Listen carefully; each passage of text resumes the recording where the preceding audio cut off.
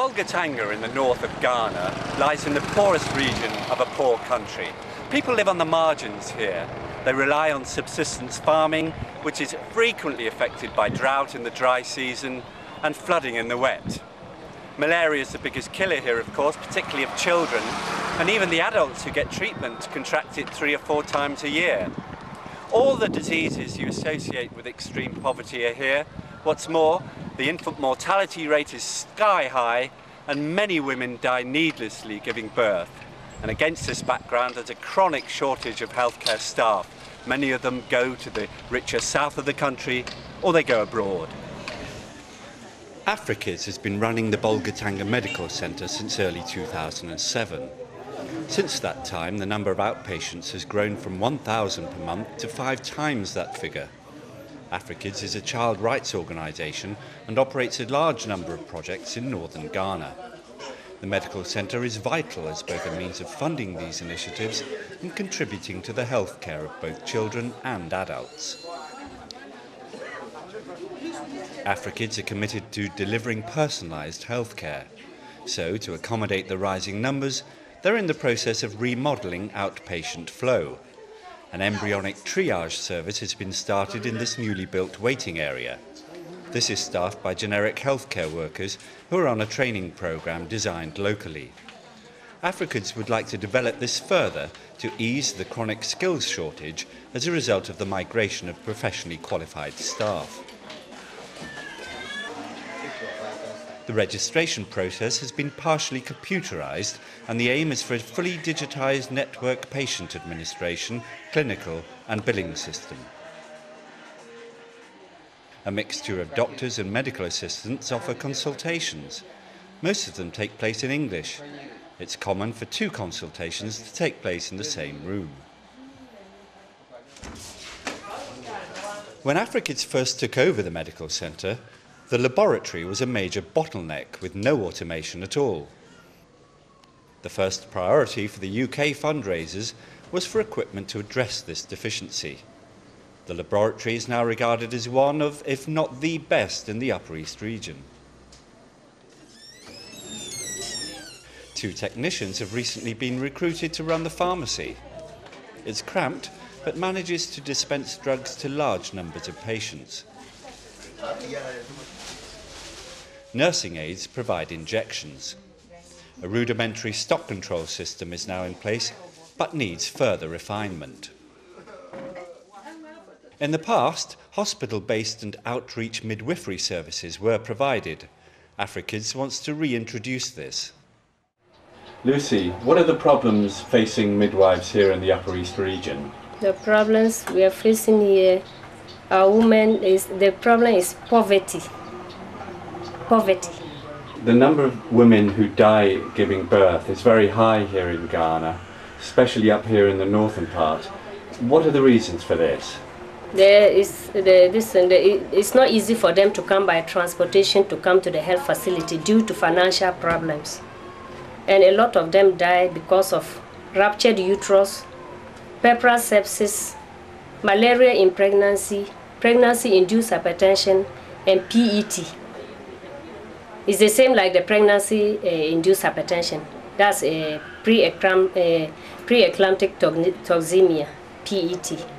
That is causes of the deaths. And we have malaria to anemia, severe anemia. Sometimes some of them, they come with anemia and they die because of the anemia in pregnancy. Do you know? Re-equipping the theatre has been the fundraising priority for 2008. A new autoclave, theatre lights and anaesthetic machine have just arrived, and new air conditioning has been installed. Dr. Nwusu, an accomplished surgeon, is limited to 1 surgical session a week because of his heavy workload and lack of beds. Specialist training for doctors, anaesthetic nurses and theatre nurses is the key to making better use of this valuable facility. The medical centre has 3 wards. 2 have 6 beds each, and there's also a single-bedded unit.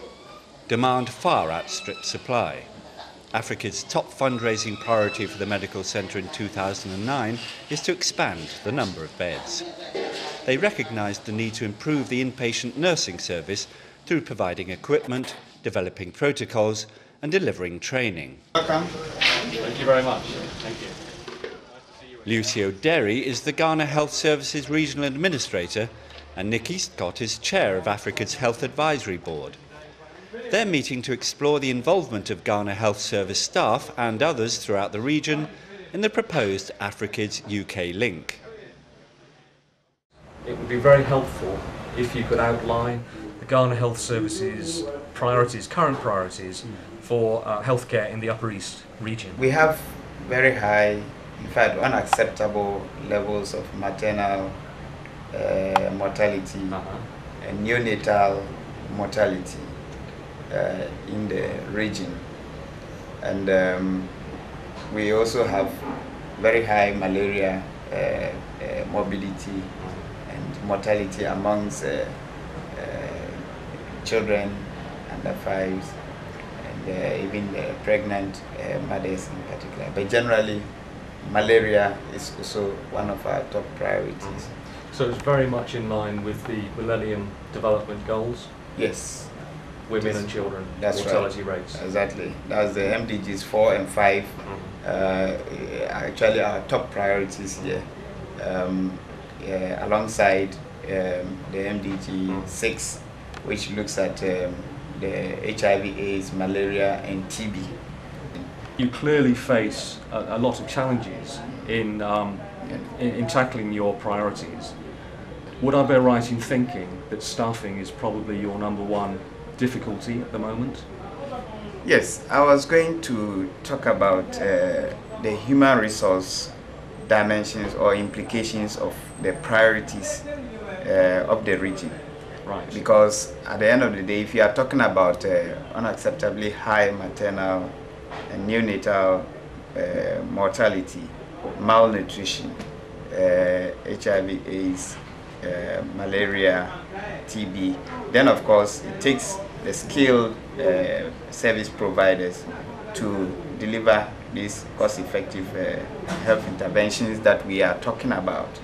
But unfortunately, that is one of our biggest problems or biggest challenges in terms of doctors, midwives, even the what do you call it, laboratory technicians, and what have you.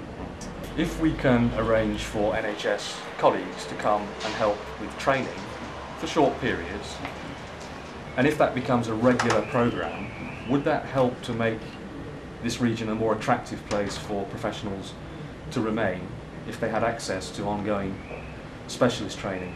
Yes. Would that be of value? Yes, it will be an added value.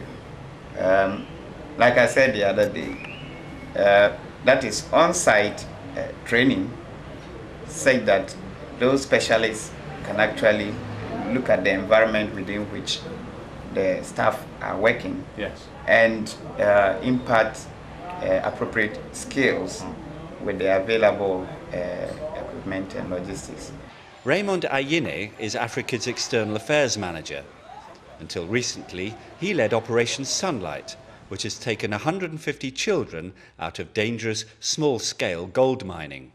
Raymond, how will the local management structure here in Bolgatanga benefit the visitors from the UK?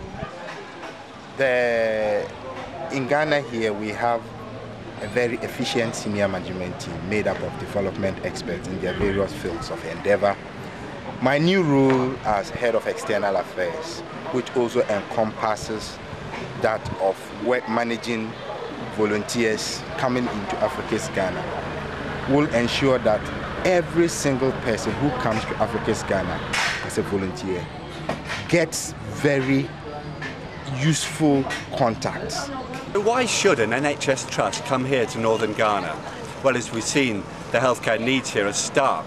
But there's political stability, effective local management with UK backup, and a clinical team at the medical centre eager to make this work. At the same time, NHS staff have got the opportunity to broaden their experience, develop new skills, and to re-energise their commitment to healthcare. And they'll be working with some of the most welcoming, friendly and dignified people in the world.